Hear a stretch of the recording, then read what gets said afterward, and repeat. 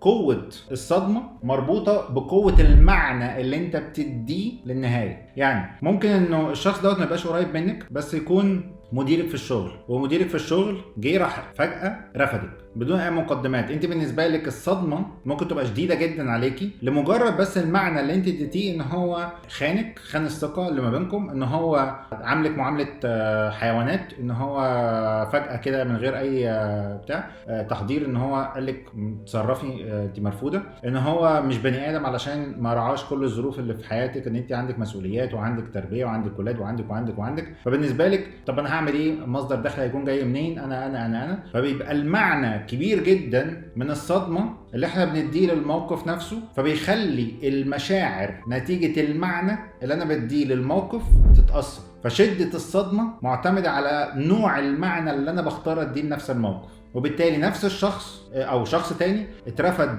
بنفس الموقف لو هو ادى المعنى انه عادي، انه الرزق ما بيقفش على حد، ان انا عندي المهارات الكافيه اللي تخليني ان انا اعرف اقدم على شغل في مكان واتنين وهلاقي مكان كويس، ان انا اقدر استحمل من غير شغل شهرين ثلاثه فعادي هعرف الاقي فيهم شغل. فهنا نفس الموقف مع شخص مختلف، كل واحد على حسب المعنى اللي بيديه الصدمه قوتها بتتحدد. وبالتالي عادة الناس لما بتكون علاقاتها قريبة بأشخاص بيبتدي ان هم يحطوا توقعات للعلاقة دي، فتوقعاتهم بتكون هو بيبتدي يبني وياخد قرارات في العلاقة بناء على توقعاته مش بناء على العلاقة نفسها. يعني كون ان هو قريب، شخص قريب بالنسبة لك، فانت بيبقى عندك توقعات ان هو هيهتم بيكي، ان هو هيكون متواجد وقت الاحتياج، ان هو هيستحملك، ان هو وهكذا. وكل مرة بتلاقي نفسك ان توقعاتك ما بتتحققش، فبتبتدي تحسي بالصدمة. هنا بقى النقطة الأساسية، المعنى اللي انت بتديه ايه؟ ان هو كده انا مش فارقة معاه، المعنى ان هو عمره ما حبني، ان هو عمره ما اهتم بيا، ان هو مش، وهكذا.